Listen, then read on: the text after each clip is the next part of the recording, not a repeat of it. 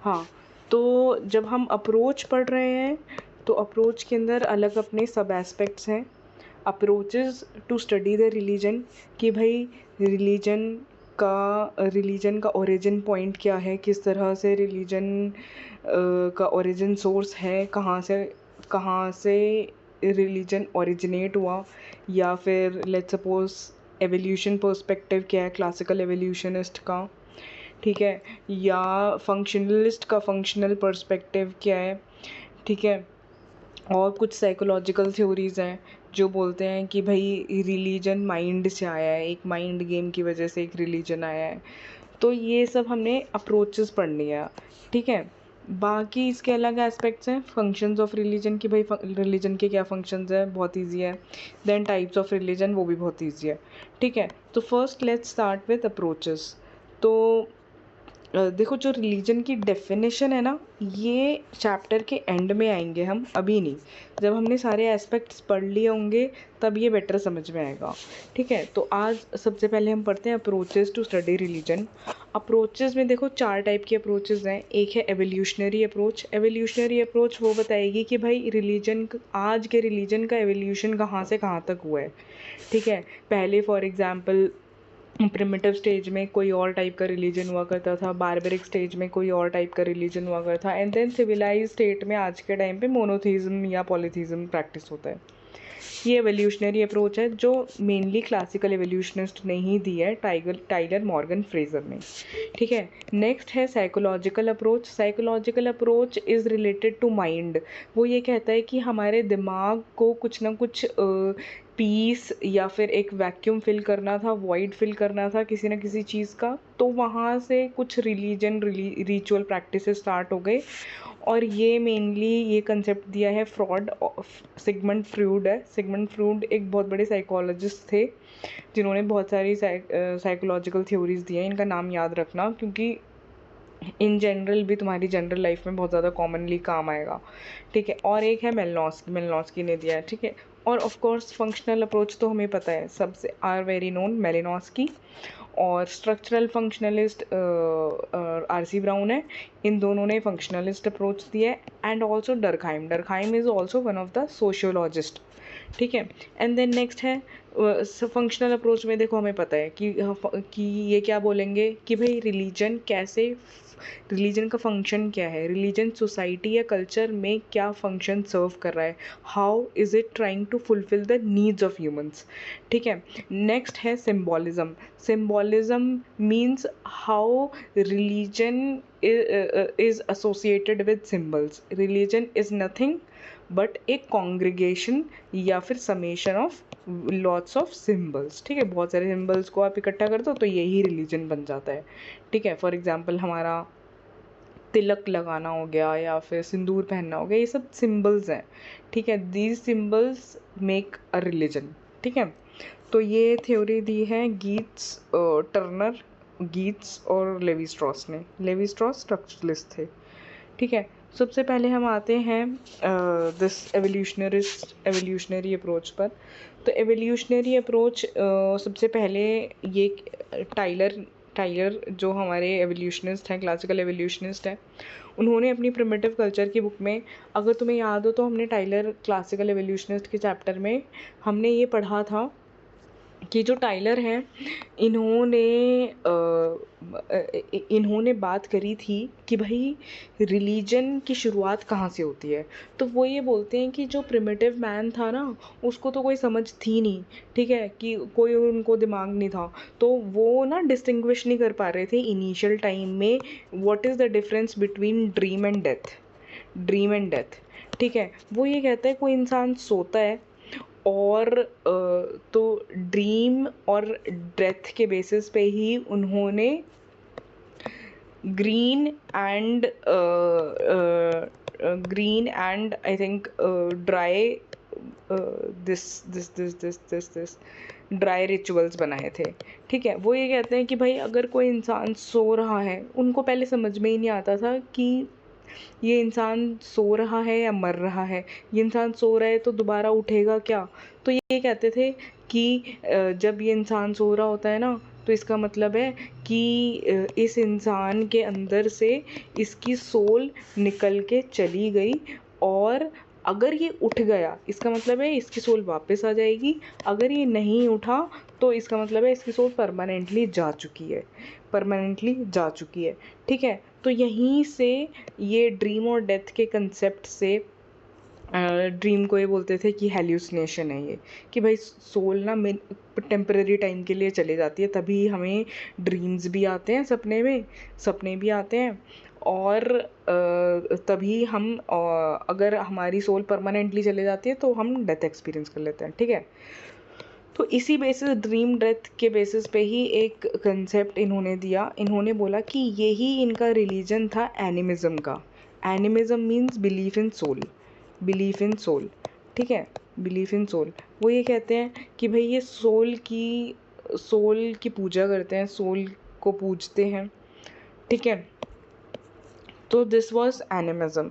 So what is animism? Animism is belief in soul originated due to dreams, trance state मतलब कि कोई उन्होंने ऐसा मतलब ड्रग ले लिया, फॉर एग्जांपल भांग ले ली तो उनको एक ट्रांस स्टेट हो गई, अल्कोहल ले ली तो ट्रांस स्टेट हो गई।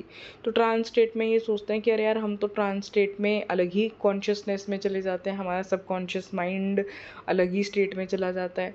तो ये क्या है, फिर ये बोलते हैं कि यार हमारी ये हर चीज़ को सोल के साथ एसोसिएट करते हैं कि यहाँ पे भी ना हमारी सोल जा चुकी है या फिर हमारे अंदर कोई और सोल आ चुकी है। सिमिलरली डेथ और स्लीप। ठीक है, belief in soul originated due to dreams, trance, death and sleep. ठीक है, दैट इज एनिमिज्म। समझ में आ गया व्हाट इज एनिमिज्म? तो टाइलर कहते हैं सबसे पहला जो रिलीजन था दैट वाज एनिमिज्म।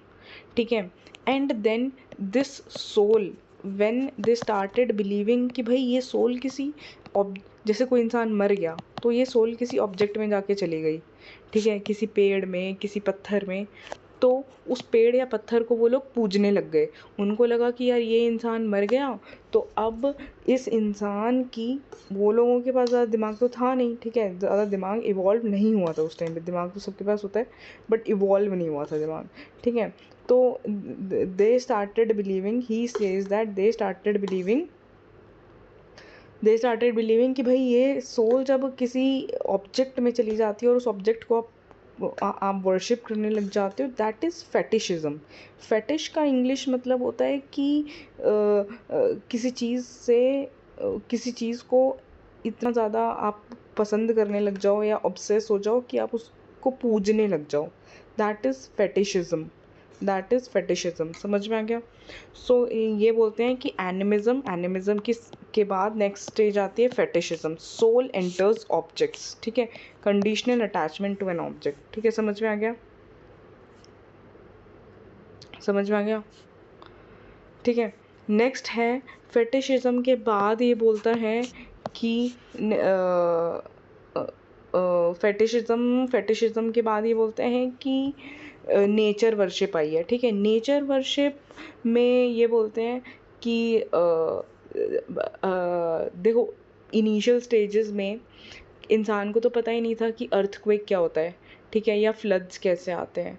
ठीक है, उनको ये नहीं पता था कि अर्थक्वेक, आज के टाइम की साइंस के बेसिस पे हमें पता है कि that there is some rupture and disturbance in some plates and due to which there is tremor और shaking of earth, that is earthquake. उस टाइम तो इंसान को लगता था कि मैंने कुछ गलत कर दिया and that is why this earth is shaking.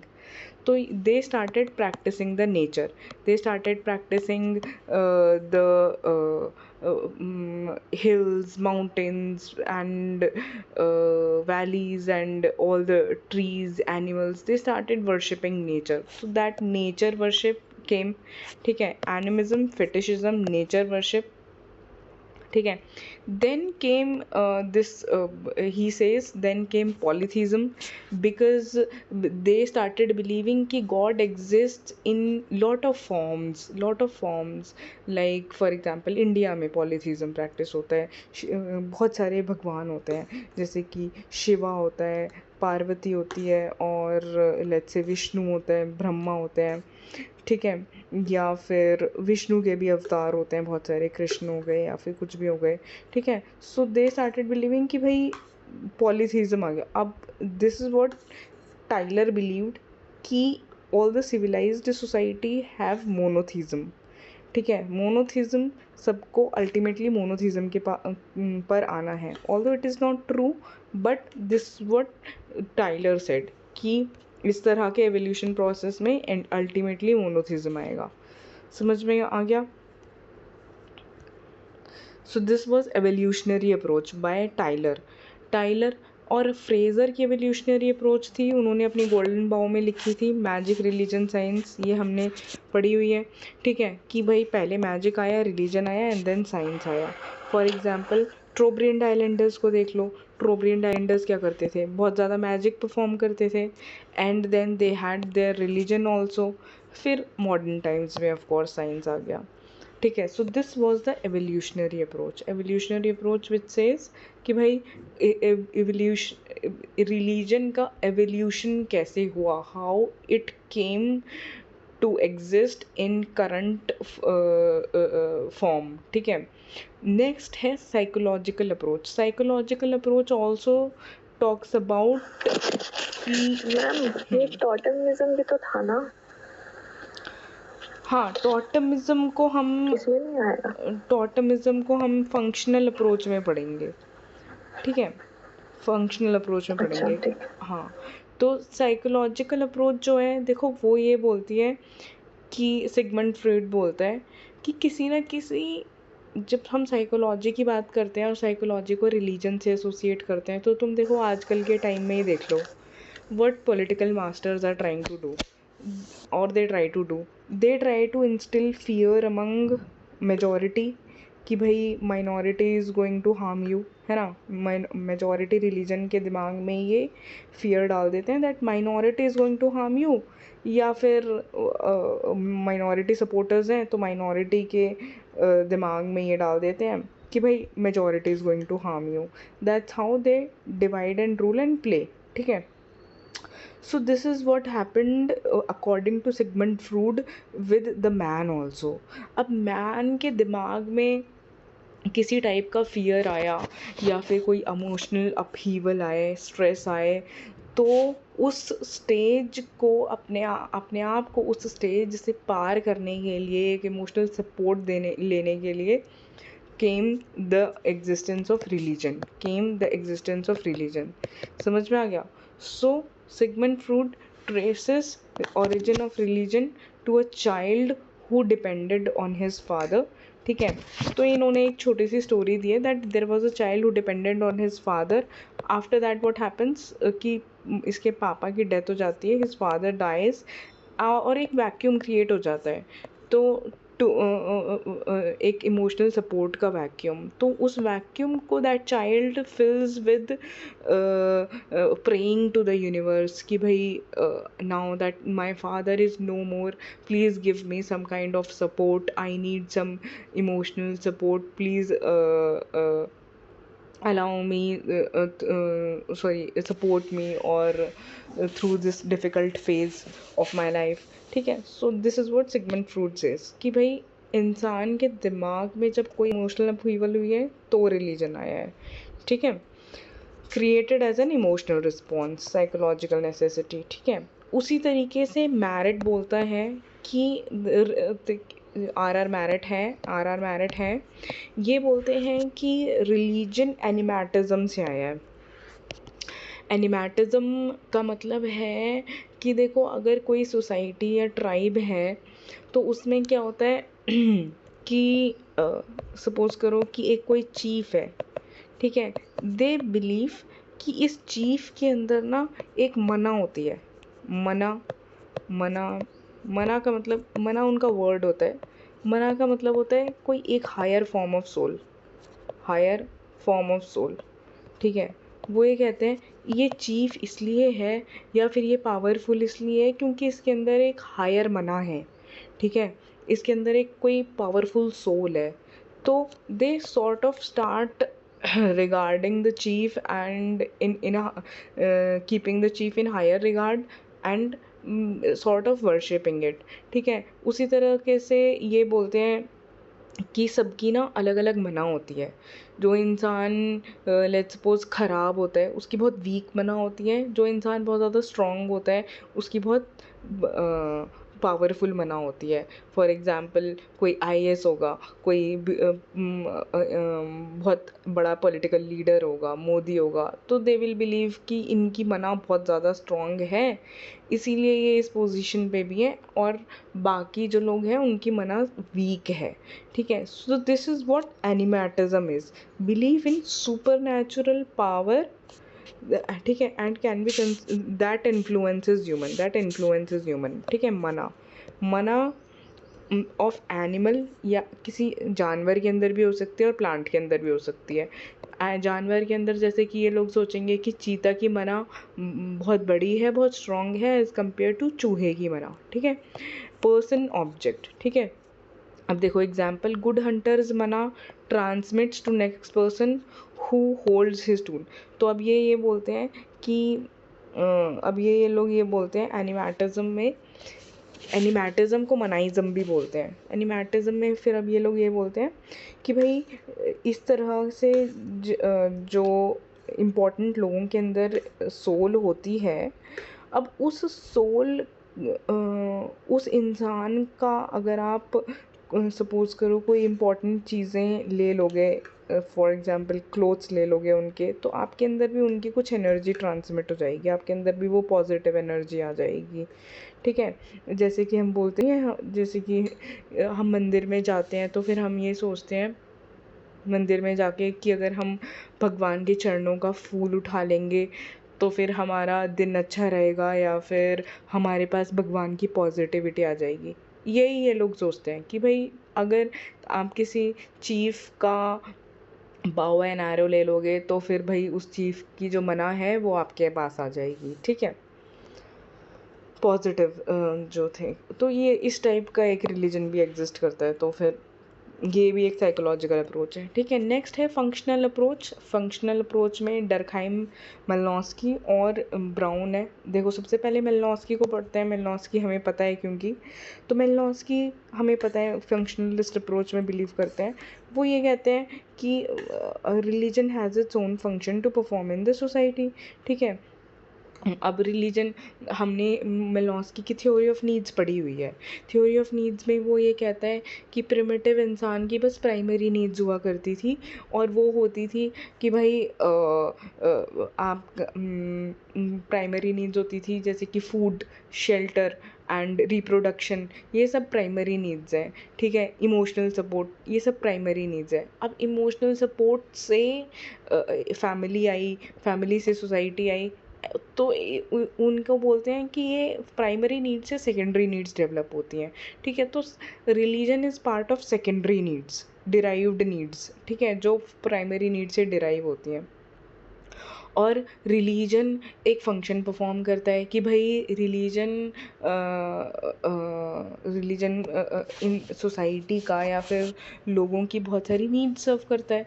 Emotional needs हो गई, या फिर सोसाइटी को एक यूनिफाइड तरीके से रखने की सोशल यूनिटी की नीड्स हो गई, जिसको सोशल कोहेशन भी बोलते हैं, ठीक है। रिलीजन के डर से लोग अपने आप को मतलब कि मोरालिटी प्रैक्टिस करते हैं, एथिकलिटी प्रैक्टिस करते हैं।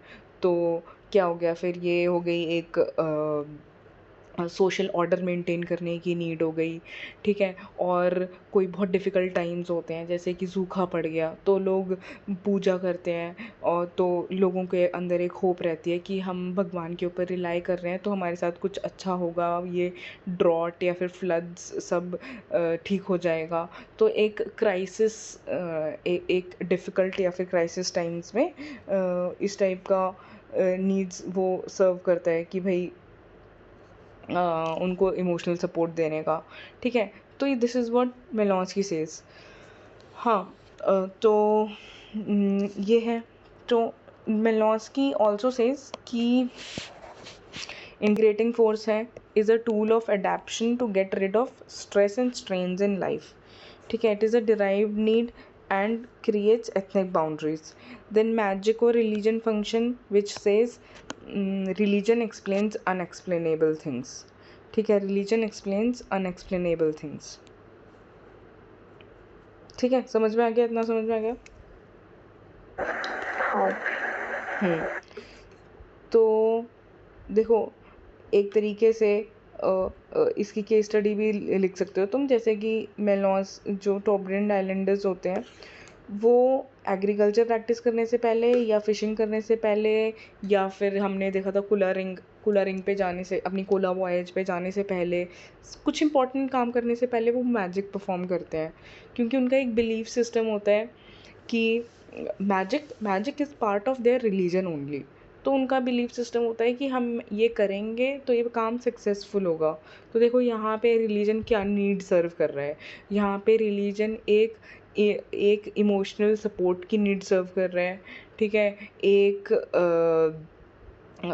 सोशल कोहेशन की नीड सर्व कर रहा है कि भाई हाँ, आप फिशिंग पे जाने से पहले मैजिक परफॉर्म करोगे तो आपकी अच्छी फिशिंग होगी, ठीक है। एक सेकेंड, ठीक है।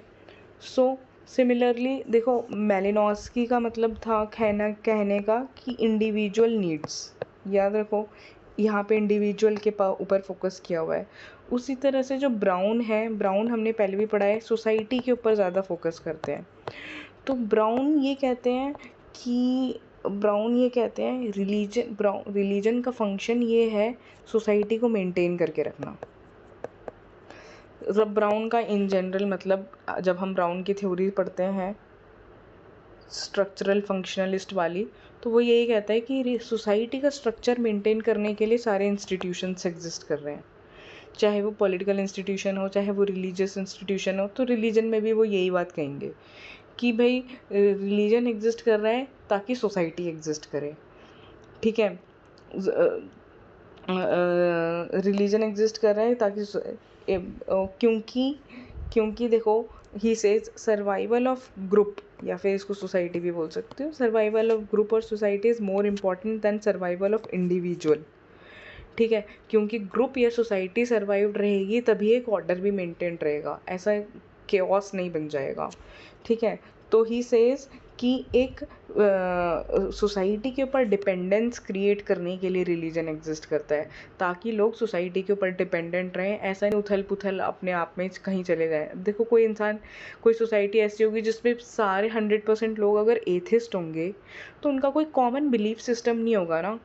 अब इसको इस एक्सट्रीम में ले जाके सोचो कि अगर कोई कॉमन बिलीफ सिस्टम नहीं है तो केओस मच जाएगा उस सोसाइटी में, ज़्यादा कॉन्फ्लिक्ट्स होंगे, ज़्यादा लड़ाइयाँ होंगी, ठीक है। बट अगर एक कॉमन कम्युनिटी है, एक कॉमन मॉरल ग्राउंड्स है जो हर रिलीजन देता है, चाहे वो कुरान हो गया या गीता हो गई, एक common moral grounds, religious rituals सब देते हैं, तो वो जब लोग फॉलो करते हैं तो अपने आप में एक कोहेशन बना रहता है, ठीक है, एक सोसाइटी का ऑर्डर बना रहता है, ठीक है। तो यही ब्राउन कहता है कि भाई एक सोसाइटी का स्ट्रक्चर मेंटेन करने के लिए रिलीजन का होना ज़रूरी है, ठीक है। So it instills fear of dependence for society on human mind and fear of supernatural beings, ठीक है। So this was our functional approach. अब देखो, फंक्शनल अप्रोच में ये भी देख लेना एक बार कि डरकहाइम ने अरुंटा ट्राइब को स्टडी किया था, and there he studied totem means कि totem is a symbol of God, कि एक सिंबल है and that is considered God, ठीक है। And that symbol could be anything, a stone, a plant, a tree, an animal, ठीक है, और even a hill, a mountain range, ठीक है, ये भी हो सकते हैं। तो टॉटम को जब आप वर्शिप करते हो, that is symbol of God, ठीक है। फिर यहाँ पे इन्होंने फंक्शंस दिए हैं, ये रीड कर लेना कि भाई social control, social welfare, social cohesion, crisis management, ये सब, ठीक है। So this was our functional approach, psychological approach and evolutionary approach. And then next important is symbolic approach. Symbolic approach is revamp of psychological approach, ठीक है। Symbolic approach का देखो एक example है टॉटमिज्म, क्योंकि totemism is a symbol of God only, ठीक है। एक सपोज करो कि एक पत्थर है, ठीक है, फॉर एग्जांपल एक शिवलिंग है, ठीक है, शिवलिंग को आप ये बोल रहे हो कि this Shivling is to be worshipped, नहीं, शिवलिंग को नहीं कंसिडर कर सकते, बिकॉज शिवलिंग को वो अपने क्लैन का पार्ट नहीं समझते, सॉरी नॉट शिवलिंग। जैसे फॉर एग्ज़ाम्पल ये लगा लो कि एक लायन है, ठीक है, एक लायन है।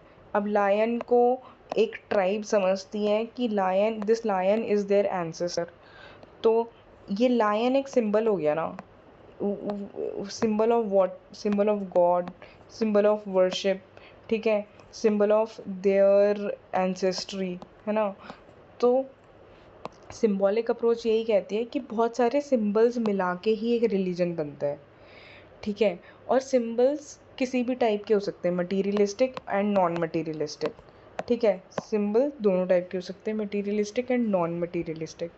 जैसे अगर सपोज़ करो हिंदू रिलीजन में तुम देखो, एक थाली हो गई, आप जब आरती कर रहे हो तो एक थाली हो गई, थाली के ऊपर तिलक हो गया, और जो धागा होता है, सेक्रेड थ्रेड होता है, कलावा हो गया, और थोड़े से चावल हो गए, ये सब चीज़ें अपने आप में कुछ ना कुछ सिंबलाइज करती हैं, क्या क्या इम्पोर्टेंस है इनकी, और ये सब सिंबल मिला के प्लस आरती का सॉन्ग हो गया, ठीक है, प्लस आरती का सॉन्ग हो गया, प्लस दिस थाली को रोटेट करना हो गया, ठीक है, ये सारे सिंबल्स हैं जो मिला के एक रिलीजन बनाते हैं। इसी टाइप के बहुत सारे सिंबल्स मिला लो आप और एक रिलीजन बन जाएगा, ठीक है।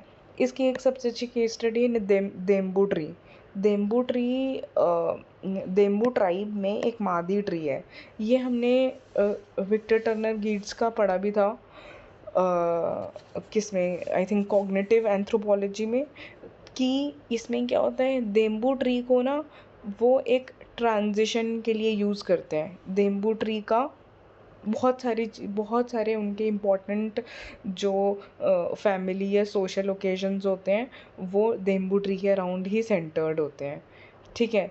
जैसे फॉर एग्ज़ाम्पल कि एक कोई लड़की है, उसको अगर फर्स्ट पीरियड जा रहे हैं तो उस लड़की को 2 या 3 रात देम्बू ट्री के नीचे सोना पड़ेगा, ठीक है, because this is her transition state from being a girl to a woman, from being a girl to a woman. So what this Ndembu tree here signifies, Ndembu tree एक लिमिनैलिटी स्टेज देगी, एक transition stage देगी इसको, ठीक है। उसी तरह से एक बच्चे को ये देम्बू ट्री का जो वाइट सैप होता है वो पिलाते हैं। Why? Because Ndembu tree here signifies mother, ठीक है, बच्चा जैसे ही जन्म लेता है तब।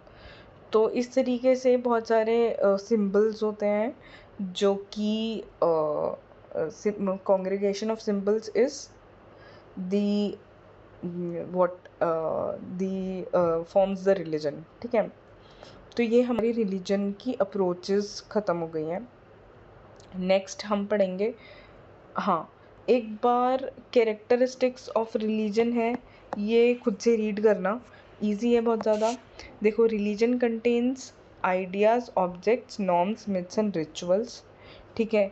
कल्चर कल्चर हर जगह का culture is the manifestation of religion only, ठीक है। जैसे कि देखो, हिंदू कल्चर कहाँ से आया है? हिंदू रिलीजन से ही आया है, ठीक है। सो ऑब्वियस, मुस्लिम कल्चर कहाँ से आया है? मुस्लिम रिलीजन से ही आया है, उनका अलग कल्चर है, अलग पहनावा है, अलग खाने की चीज़ें हैं, अलग रहन सहन है, वो उनके रिलीजन से ही इन्फ्लुएंस्ड है, ठीक है। कल्चर एंड रिलीजन को इवॉल्व एंड को एग्जिस्ट, दोनों आपस में साथ में इवॉल्व होते हैं और साथ में ही एग्जिस्ट करते हैं। रिलीजन इज सुपर ऑर्गेनिक, जैसा हमने अभी ब्राउन के केस में देखा कि देखो, रिलीजन एग्जिस्ट करता रहेगा, इंडिविजुअल्स विल रिप्लेस, ठीक है, die. Religion dictates culture and dictates human, ठीक है, religion dictates culture and dictates human. Religion involves some belief in super natural, this we all know कि भाई इंसान भगवान को जो मानता है वो एक सुपर नेचुरल चीज़ ही है. In a deeply religious person, religion में कम्प्लीटली शेप हिज कैरेक्टर. ठीक है, रिलीजन लोगों का कैरेक्टर भी शेप करता है कि आप कैसे बिहेव करोगे या फिर क्या है आपका बोलचाल. Religion have rituals and liturgy. ठीक है, रिचुअल्स प्रैक्टिसेस होते हैं. Religion is a universal concept of human society only. ठीक है, religion is unique to humans. ठीक है, यूनिवर्सल भी है और यूनिक भी है. ठीक है, तो दिस इज़ इट. अब आगे है types of religion. Types of religion में ये हम या तो इवनिंग में करते हैं या कल करते हैं. ठीक है.